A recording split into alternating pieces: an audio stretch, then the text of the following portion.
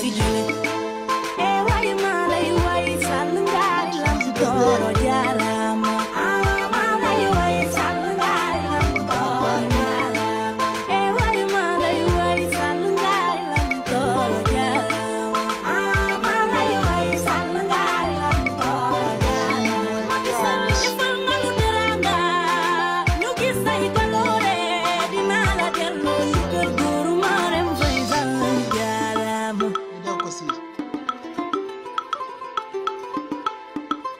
Premier tour. Télé Express bi am na fi njariñ lool bourse familiale bi am na fi njariñ lool solution bi weesu na seen gis-gis yi xoolal ma logement des pèlerins forage yi coupure de courant yi wàññeeku na gratuité des soins hémodialyse césarienne way ma lay way sàll ngaari lam tooro jaarama ma lay way sàll ngaari lam tooro jaarama way ma lay way sàll ngaari lam tooro jaarama ma lay way sàll ngaari lam tooro jaarama Macky Sall defal nga nu teranga ñu gis say jaloore dinaa la delloo ñu kër góoru Marème Faye Sall jaarama jantal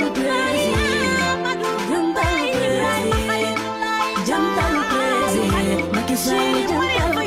président du Sénégal ndey ji seex la Marème uuf na ñëpp ñu ngi jàppale ñu ci ubbi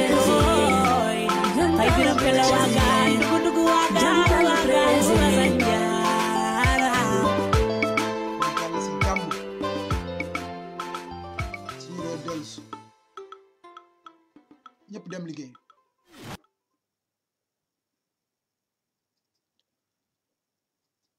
Salaamaaleykum mbokk yi man Idrissa Sylla seen xarit seen mbokk seen doomu ndey seen doomu baay ma dellusiwaat tey di waxtaan ak yéen xam naa ñeenti fan yi des nag moom suma sañoon si kattanu borom bi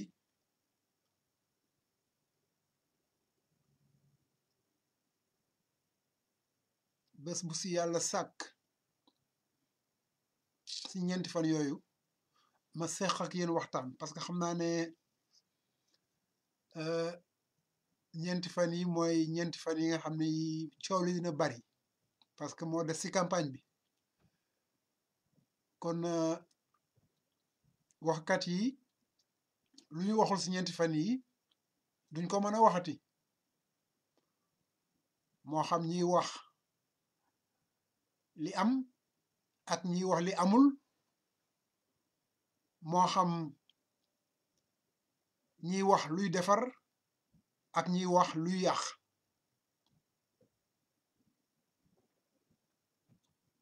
yàlla na suñu boroom xiir ñi gën a bari ci suñu askan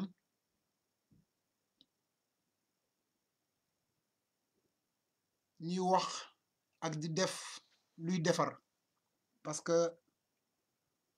loolu rek mooy sunu jàmm mooy sunu njariñ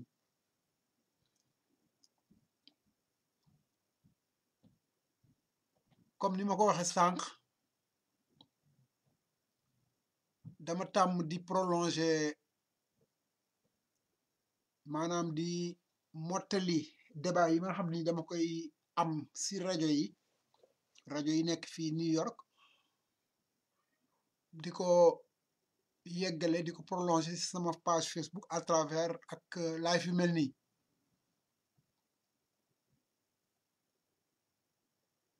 surtout nag bu dee fexe na dugg si émission yooyu pour wax sama xalaat mu jafe ngir rek saturation bu muy am ñëpp bëgg a woote ñëpp bëgg a wax ba boo amul chance parfois doo dugg parfois nga rëcc dugg parfois doo dugg wala parfois sax jot gi du la may nga continuer di woote ba ñu jël la moo tax tey ma ñëwaat pour wax leen sama xalaat si débat bi mujj si émission rajo Modou International dimanche bi passé yàlla def nag mu tombe ak li nga xam ne lii moo nekkoon sama xel mu bëggoon ko fa wax mooy li président le candidat Macky Sall wax si meetingu Rufisque bu démb naa fi dellu si léegi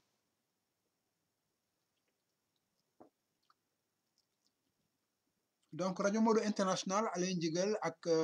Sa Ndiambour ma di leen nuyu en passant si seen rubrique boobu fii lañ ko waxe woon ñoo doon laaj auditeurs yi lan mooy seen jàngat si élection yi di ñëw nan ngeen ko gisee kan ngeen yaakaar ne mooy jël ndam li est-ce que xaalaat ngeen ne premier tour sa lay yem wala dina am deuxième tour buy am deuxième tour ñeen ñooy dem deuxième tour est-ce que Macky Sall dina jàll au premier tour président Macky Sall candidat Macky Sall wala est-ce que day dem au deuxième tour moo kan donc débat bu mel noonu moo nekkoon si rajo bi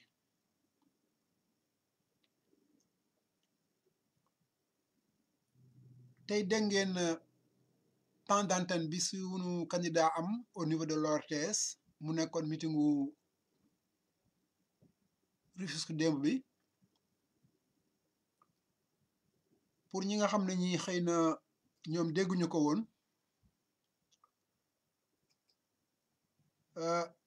ma tegal leen ko rek su ko defee ñu dellu siwaat si waxtaan wi bismillah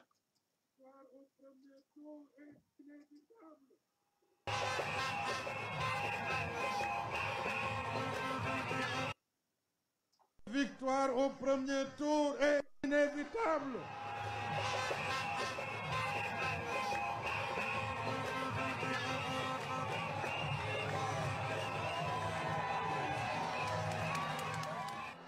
Le peuple sénégalais a déjà choisi. Il a choisi la continuité dans le progrès. Il a choisi le plan Sénégal émergent. Il a choisi le pôle urbain de Diamniadio. Il a choisi Promoville, le PUDC, les bourses de sécurité familiale. Voilà, donc mbokk Tëngéej jarul may continuer ndax Tëngéej moom combat amu fi mosu fi am.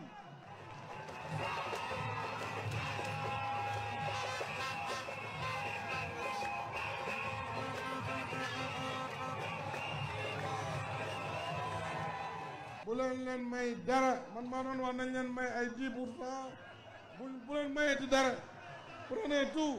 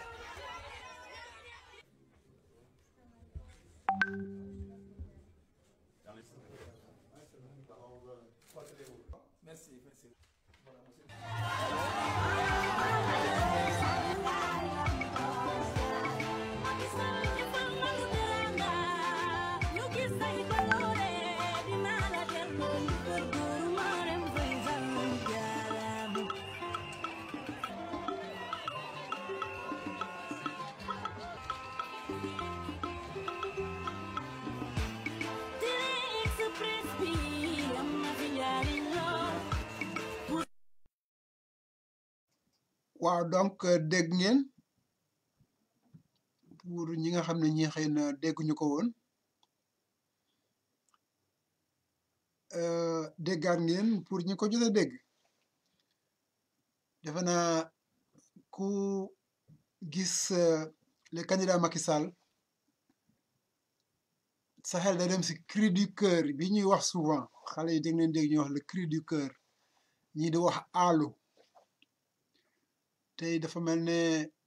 ndeysaan le candidat Macky Sall dafa aalu dafa génne dafa am lu mu génn si xolam mooy li ñuy wax cri du cœur dafa am lu mu génn si xolam alors ma am si benn jàngat bu profond parce que soo ko déggee muy wax mooy comme li sama grand Baba Diop doon wax keroog xam naa lii la que candidat Macky dafa mel ne sax dafa mer na xam merul mais xol bi moo doon wax te dama jàpp ne xolam ak xelam dafa deltu ginnaaw fu sori jamono biñ koy bundu xataal à l'Assemblée nationale ba ni mu fa génne ba ni mu créé kuréelam ba ni mu demee ci réew mi def campagne am wër fu ne mu dugg fa dellu si yàlla def mu nekk le candidat de Benno Bokk Yaakaar aux élections de 2012 pardon li may wax deltu ginnaaw moo tax sama xel yóbbu ma si ay 1900 élection 2012 yooyu te bu si kanamee dinaa ñëw wax leen sama xalaat si différence bi am entre les deux élections parce que ñi yëngatu temps yi di coow dafa mel ne pour ñoom l'histoire peut se répéter sous une certaine forme donc ma dellu si pour wax ne le candidat Macky Sall xelam dafa deltu ginnaaw xolam deltu ginnaaw si parcours boobu ma tuddee ko même le parcours de combattant bi mu def de l'Assemblée nationale sorteem ba si faloom en 2012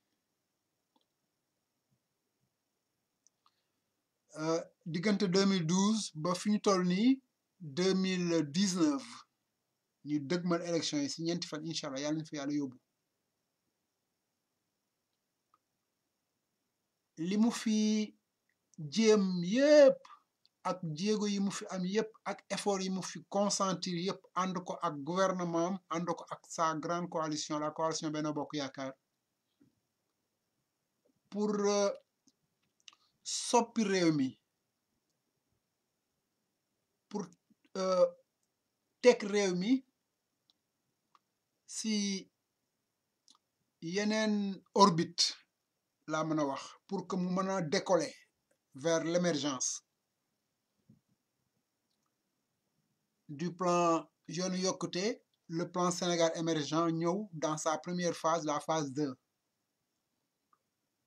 liggéey bi mu war a def sur le plan de ses relations avec ses partenaires étrangers les bailleurs de fonds maanaam mu def ko la confiance établie à cause d'un rayonnement diplomatique du Sénégal ak la confiance bi ñu am si moom ak li ñu prouvé en matière de gouvernance en matière de gestion des ressources publiques critères yi nga xam ne yi li si gën a bari ñi lay wóolu di la jàppale si la ñuy wéeru pour ne kii kat wax dëgg yàlla mi ngi doxal réewam si anam yu jaadu parce que àddina bi fi mu toll nii yàgg nañ ko wax du rek da ngay nekk si am réew def lu la neex ba noppi yaakaar ne ñu ngi ko seexal si àddina bi maanaam sa yeneen naataangoo chef d'état yi wala organisation internationale yi fi nekk di saytu ay mbir yu mel ne démocratie liberté individuelle droit de l'homme ñooñu dañ lay rek bàyyi nga def lu la neex duñ la ne di taawal àddina bi léegi du nii du caagin rek da nga nekk sa réew rek da ngay wax lu ma neex damay def sama réew le monde est un donc bët day tegu ci sa kaw bu dee yaa ngi def naka su dul noonu dañ lay taxawloo dañ lay wax nii du fi amee mooy li ma doon wax sànq que doxalin bokk na ci ay critères pour jàppale bailleurs de fonds yi ak réew yi mel ne Amérique wax naa ko démb ci vidéo bu gàtt boobu ma def par rapport ak Millennium Challenge deuxième tranche bi ñu jot dañ lay saytu xool nooy liggéeyee sa réew nooy doxale ban relation nga am ak sa peuple ban relation nga am ak la démocratie ban relation nga am ak la gestion ban relation nga am ak la transparence ban relation nga am ak la bonne gouvernance la ñuy basé effectivement pour mën la jàppale ma dellu siwaat si rek wax ne moo tax kooku doon wax keroog si rajo Modou dimanche bi passé mu doon sax nuru xale yi ngóor soos Ousmane Sonko di wax ay jële fi ñi fi nekk te defuñu fi woon dara ak ay mel ne daal ay mi ngi indi moom it anti système di wax ne ay defar ay infrastructure yomb na parce que xaalis bi dañ la koy lebal li jafe mooy régler problème éducation yi nangam te éducation bi ku wax dëgg wax ne doxul au Sénégal nangam grève yi ma ne leen bu leen di jël toujours ay grève pour di mesurer évolution dans un secteur mënoo ne am na ay grève yi am au niveau de l'éducation donc éducation bi doxul kenn def fa dara wala nga ne telle entreprise ñu ngi grève donc foofu baaxul liggéey amu fa wala kenn def fa dara non am na yeneen critères yu ñuy mesurer les grèves sont des choses tout à fait ordinaires mënul ñàkk si réew Sénégal day am grève loolu bon c'est le minimum pour ay liggéeykat c'est un droit élémentaire donc mënul nekk base d'appréciation pour ma dellu si rek pour wax ne donc le président Macky Sall le candidat Macky Sall pour teg ko ci contexte élection yi xam naa xelam dafa deltu ginnaaw ci loolu yépp mu def ko les programmes d'urgence yi mu fi teg parce que effectivement bi mu jëlee réew mi comme ni mu ko waxee tout était urgent tout devait être conçu en termes d'urgence maanaam dara mënatul woon xaar dans tous les secteurs de la vie économique et sociale il fallait que mu gaaw jóg taxaw redresser loolu moo am ba sur le plan de l'équilibre économique sur le plan financier redressement am ba réew mi commencé tuuti di am la tête en dehors de l'eau programme d'urgence yi daal di tege mu commencé di soxali di alléger la souffrance des populations sénégalaises dégg ngeen ko lim na plan yooyu lim na fi plan d'urgence yooyu mu fi teg yépp donc bi muy aalu ne victoire au premier tour inévitable le peuple sénégalais a déjà choisi ak ndeysaan baat bi ni mu deewee nekk à la fin du laajaat leen seen baat askan wi aussi joxe kàddoom ne incha allah si kattan suñu borom dinañ la delloo lenge dinañ la joxaat réew mi pour nga mën a yeggale sa liggéey li nga naaloon nga yeggale ko donc li mu nekk à la fin donc de ce long parcours de la campagne électorale ñëw Tëngéej ak la mu fa fekk si mobilisation j'en profite pour di féliciter les camarades de Rufisque commençant par notre camarade secrétaire général le camarade Samba Sy excellence ministre du travail moom it si liggéey bu am solo bi muy def au plan politique au plan administratif di leen féliciter si réussite meetingu Tëngéej bi wax dëgg yàlla discours Tëngéej bi day wane ne dafa mel ne Tëngéej dafa mujj nekk un tournant décisif de cette campagne là waaw mais ku xalaat meeting de clôture bi di nga tiit lan moo fa nar a am maanaam bu ma nee di nga tiit mooy ça va exploser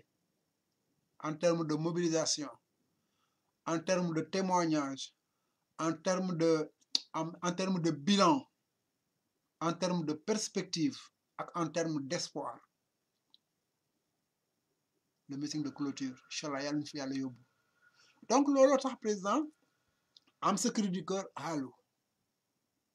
parce que jàpp na ne effectivement jàmm rek la fi def donc njukkal bi ñuy wax ne réew mi waa réew mi noonu ko delloo lu leer la donc toute une confiance la am sur l'électorat sénégalais sur le peuple sénégalais moo tax mu ne le peuple a déjà choisi parce que lecture la gis na kenn gënu koo xam Sénégal dem na fa demaat fa wër na fu ne wax na def na alors c'est cet homme-là qui parlait à ce meeting de Rufisque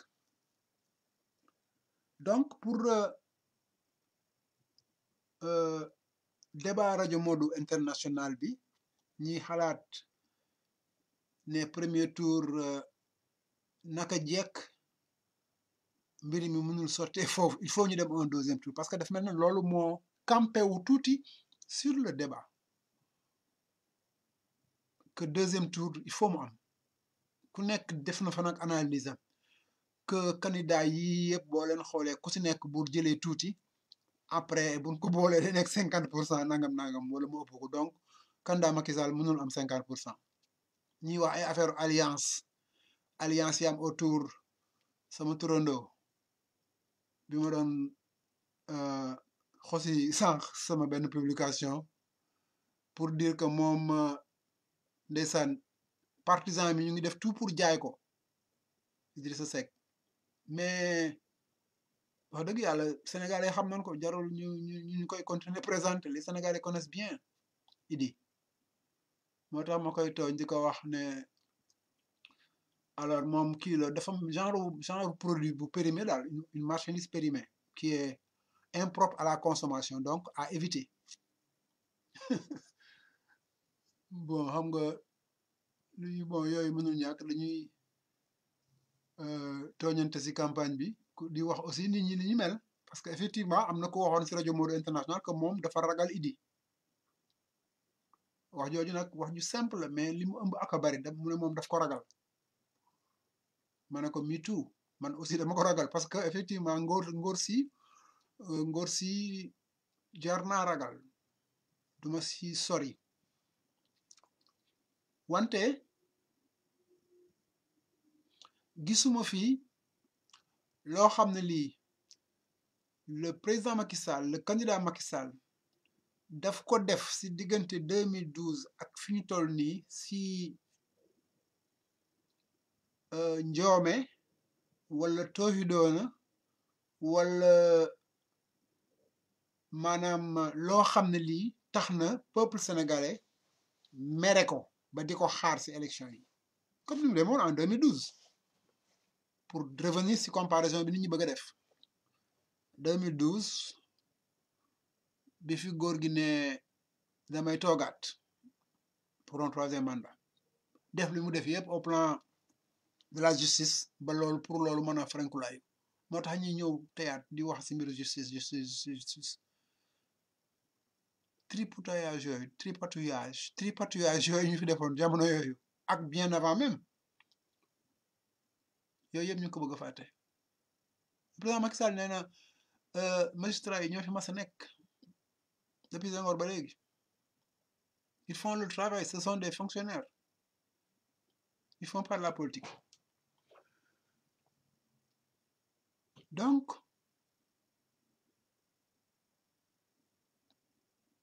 le candidat Macky Sall gisuma benn contentieux boo xam ne bi daf ko am avec son peuple pour que nit ñi yaakaar ne ce peuple là est décidé à en découdre avec lui keroog sax maa ngi dégg ci émission suñu xaritu waa PDS yi fii à New York ñu wax ne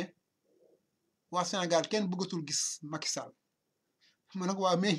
ñii ñëw ci meeting mi nag ñi ñëw si meeting yi région boo dem meeting yi day fees dell ak raake ba tax moo tax mu leen doon wax ne xanaa yéen doon dem si stade il parlait des autres candidats man rek maa fi nekk yéen doon dem si stade yi dem leen si stade yi waaye moo gën ngeen nekk seen caravane yu ñàkk fayda yi oui effectivement ils font des caravanes parce qu'ils ne peuvent pas remplir des stades mënuñu dajale mbooloo mi président Macky Sall dajale si biir campagne en passant ma wax tuuti keroog suñu mbokk effectivement Sagna bu doon na ko wax si émission du y a de cela je pense 2 semaines que image yi nga xam ni moom mooy am si campagne yi bon c'est des images yoo xam ne ñu ànd ak candidat bi ñooy def seen montage et cetera pour loolu mën a jàll ñu wane ko au niveau de la RTS c'est vrai waaye ñun suñu image c'est pas des images montées ce sont des meetings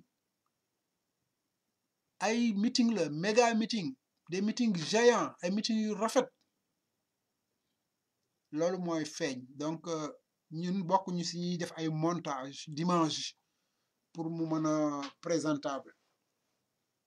yemuñu si ay caravane si ay luuma wala si ay place publique benn ville wala benn village pour wax li ñuy wax daal dem dañu am un rendez-vous avec le peuple de la région wala le peuple du département wax ak ñoom donc la différence est très grande alors gis ngeen donc le président le candidat Macky Sall ni mu limee sànq si waxam boobu les différents programmes yi mu fi déroulé pour dire que effectivement pour moom nee na c'est ça la différence entre moom ak yeneen candidats yi pour revenir encore si question sama xarit Sohaibou keroog si émission moom it dimanche passé lan mooy différence entre le candidat Macky Sall et les autres candidats le président wax na ko voilà la différence mooy li mu fi def ak fi mu jaar ak réew mi ba tax na su ma gisee sax kuy am xel ñaar ne le président Macky Sall mënul jàll au premier tour damay ne xëy na mënoo évaluer wala mënoo jàngat dëgg la nag suñu borom moom mooy ki man moom mooy ki mën a évaluer mooy ki mën a jàngat mooy ki mën a décider moo xam li muy décider moo xam li mu nam mais ñun li mu ñu may rek ci xel la ñuy jéem a utiliser rek pour xool par rapport ak ay paramètres yi ñu jot a gis lan la ñuy yaakaar ne moo war a mën a am bon dugge ko rek débat parce que débat politique day am donc moo ñu indi ci lii programme ñu ñuy laaj suñu xalaat ñu wax suñu xalaat aussi sama xarit El Hadj Malick Tall di ko nuyu en passant di ko ñaanal aussi tawfeex yàlla gën ko jox jàmmu cër améliorer donc sa santé ba mu mën a continuer di ñu wettali ci rajo Modo International di ñu aussi baaxe xalaatam ak xam-xamam dinay wax souvent que Sénégal amul ay organisation ay institut de sondage yoo xam ni dinañu mën a aider sur des bases plus ou moins scientifiques des bases de données yu leen di permettre ñu mën a ne tel candidat wala tel autre moom xëy na dañu mën a jàpp ne moo nekk en position d'émerger au premier tour selon tel ou tel en fait évaluation ba tax na da koy wax souvent que ku la ne diw mooy gagné ci élection yi wax na lu ko neex kenn xamul kan mooy gagné c'est vrai mais néanmoins le débat a eu lieu le débat de rajo Modou s'est tenu fii lañ ko waxe woon donc comme ni ko suñu xarit Alain Ndiégal initié donc les gens donc sont obligés wax seen xalaat ci côté boobu sama xalaat nag mooy xalaatu candidat bi la victoire au premier tour est inévitable. Le peuple sénégalais a déjà choisi. Le peuple sénégalais a déjà choisi wane na ko durant tout le long de cette campagne électorale wane na ko même avant la campagne électorale parce que avant campagne bi occasion bu sénégalais yi am pour wane seen satisfaction par rapport ak li fi le président Macky Sall def dans leur secteur, pour ne prendre qu'un seul secteur, le secteur agricole, le monde rural, parce que effectivement ñi ñaa ngi wax jeunesse bi bon jeunesse bi feneen la féete te jeunesse bi ñoom ñoo fi ëpp donc lii la ma leen di fàttali aussi que nous avons un secteur extrêmement important, muy le secteur rural, le secteur agricole, qui constitue aussi un poids politique au Sénégal. Kenn mënu ko weerante, kenn mënu ko weddi. Et by the way, bu leen jàpp ne jeunesse bi dafa am ñu ko moom. Les jeunes sont partout dans toutes les organisations. Et les jeunes aussi ñu ngi ci biir coalition Benno Bokk Yaakaar. Defe naa ku gis la rencontre la bi le candidat Macky Sall am avec la jeunesse à Pikine, nga gis ne aussi foofu y a eu un tournant extrêmement important. te defe naa le meeting de clôture et le scrutin dina ko confirmer. Donc pour revenir au secteur agricole bi nga xam ne moom laa choisir pour rek wane ne ce secteur là n'a pas attendu peut-être même campagne électorale bi pour wax sa satisfaction par rapport ak initiative yi fa le président jël pour améliorer seen conditions de travail, améliorer seen outils de production, améliorer seeni moyens de production ba loolu permettre leen ba ñu intensifier seen production am résultat yi ñoom. La même chose est valable dans les autres secteurs. Gis ngeen ko muy citer le secteur de la pêche ak les efforts yi ñu fa def. Il a même cité le secteur de l'éducation en parlant des étudiants, les efforts yi ñu fa def tout dernièrement. Bref, pour rek wone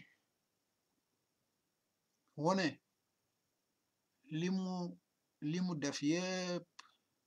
te defalu ko kenn ku dul les Sénégalais. Donc il a un rendez-vous avec ces Sénégalais. Donc il ne s'agit pas d'un contentieux, il s'agit plutôt d'un rendez-vous boo xam ne bi avec son peuple qui, à mon avis, et si loolu lay daaneel d'ailleurs, peuple satisfait daf ko koy exprimer dans les urnes, daf ko exprimer dans leur bulletin, daf ko exprimer dans leur vote. Loolu mooy li muy wax la victoire au premier tour est inévitable. Le peuple sénégalais a déjà choisi. Deux phrases clés, il faut bien les retenir parce que dinañ si dellu siwaat.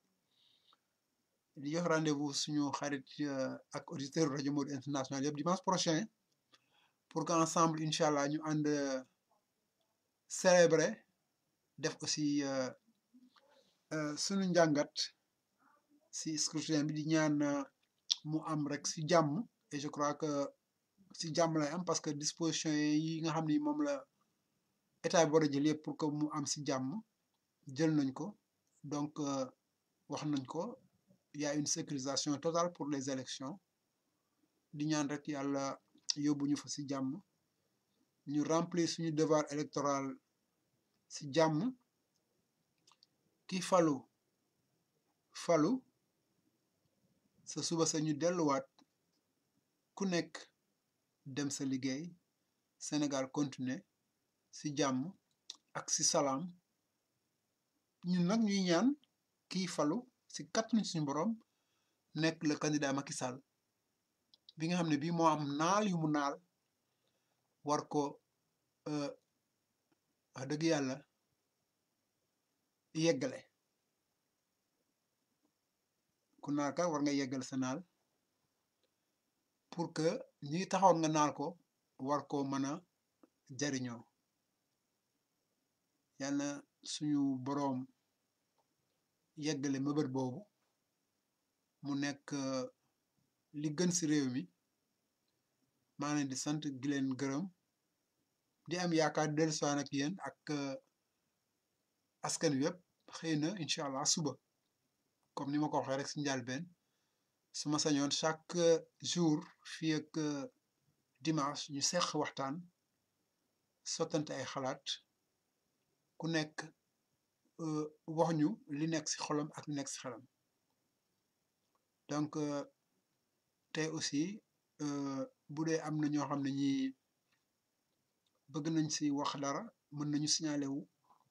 en message su ko defee ma jox leen la possibilité ku ñu wax seen xalaat parce que waxtaan rek la ak wéttal di leen sant di leen gërëm wasalaam.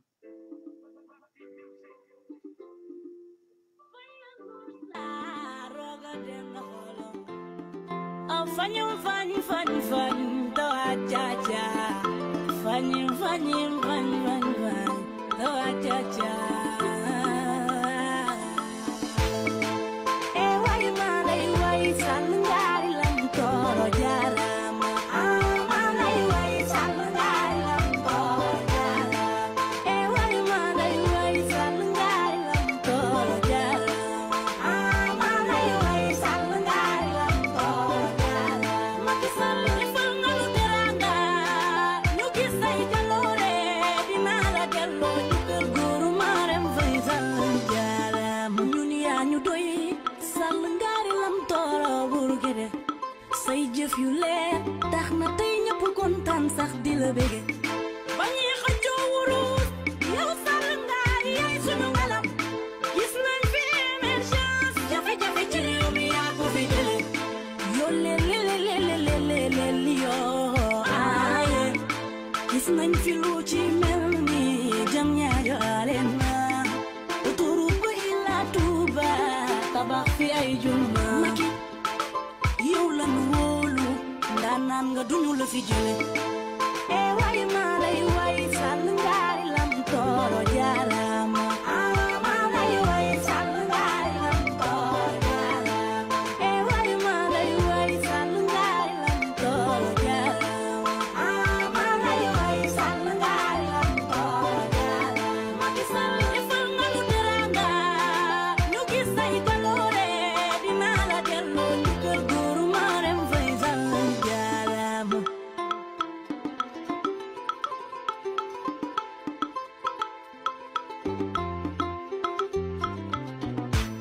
Télé Express bi am na fi njariñ lool. Bourse familiale bi am na fi njariñ lool. Sa vision bi weesu na seen gis-gis salungari. Xoolal ma logement des pèlerins. Forage yi coupure courant yi wàññeeku na. Gratuité des soins hémodialyse césarienne c'est mieux. Wai malai wai salungari lam toro jarama. Malai wai salungari lam toro jarama. Wai malai wai salungari lam toro jarama. Malai wai salungari lam toro jarama. Makisal ifal ngalu teranga. Ñu gis say jaloore dina la delloo njukkal guru marem fay salungari. Jantal président, jantal président, Macky Sall jantal président du Sénégal. Ndey ji seex la Marème uuf na ñëpp ñu ngi jàpp nit ñi ci ubbeelooy. Fay biram pela waagaan dugg waagaan waagaan wala sanjaara.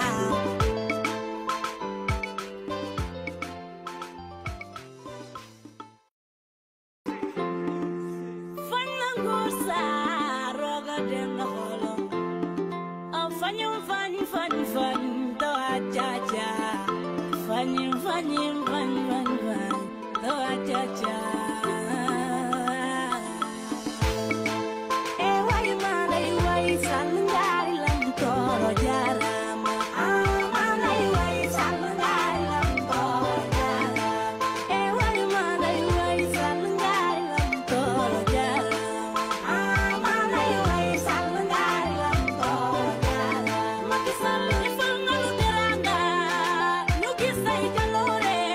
dinaa la delloo jukkal góoru Marème Faye Sall jaaraama ñun yaa ñu doy Sall ngaari lam tooro buru gede say jëf yu leer tax na tey ñëpp kontaan sax di la bége ba ñuy xëccoo wurus yow Sall ngaari yaay sunu ngalam gis nañ fi émergence jafe-jafe ci réew mi yaa ko fi jële yoo leleleleleleleleli yoo aaye gis nañ fi lu ci mel ni jam ñaajo aleen na autoroute ba Ila Touba tabax fi ay juma yow la nu wóolu ndaanaan nga duñu la fi jële way maa lay way Sall ngaari lam tooro jaaraama maa lay way Sall ngaari lam tooro jaaraama way maa lay way Sall ngaari lam tooro jaaraama maa lay way Sall ngaari lam tooro jaaraama Macky Sall defal nga nu teranga ñu gis say baloore dinaa la delloo njukkal góoru Marème Faye Sall jaaraama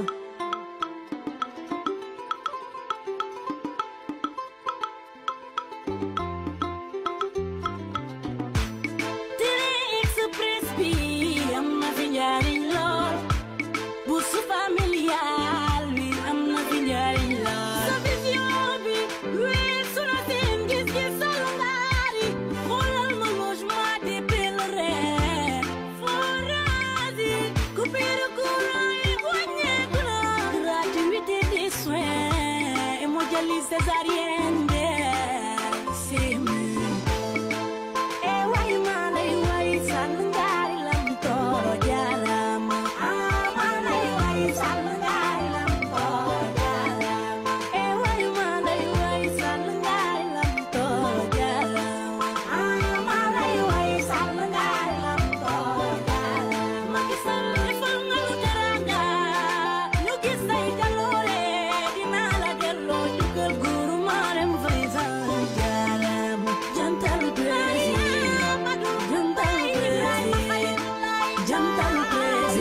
Macky Sall